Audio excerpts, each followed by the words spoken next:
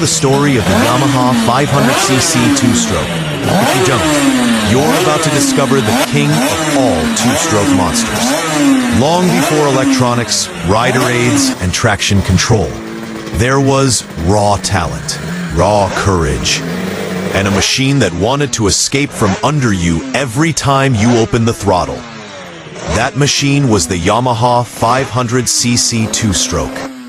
It started on the battlefield of Grand Prix racing, the most dangerous class in motorsport. Back in the early 1970s, Yamaha unleashed the YZR 500, and it immediately made history. Jarno Saarinen took the first win in 1973, shocking the racing world.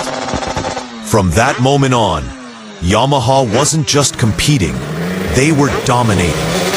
The YZR 500 evolved quickly, inline 4, then square 4, and finally the vicious V4. A layout built for one thing, pure, violent horsepower. Fans dreamed of riding one, and in 1984, Yamaha gave them what they asked for.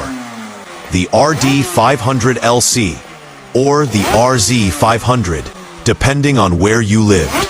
A street-legal version of a GP 500 race machine. A real, mechanical link to the legends. Kenny Roberts, Eddie Lawson. The era when riders were gladiators.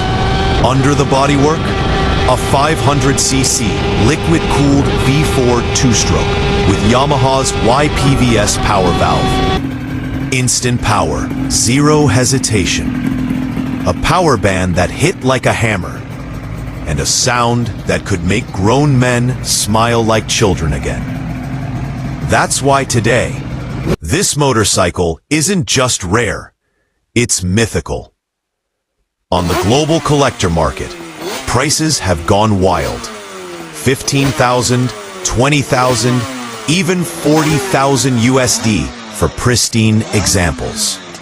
And one brand new RD 500 LC still in its original box, sold for over $30,000 after sitting untouched for 30 years. Today, the RZ 500 isn't a motorcycle you buy. It's a motorcycle you hunt. A piece of GP 500 history that people are terrified and excited to ride. So here's the question that starts fights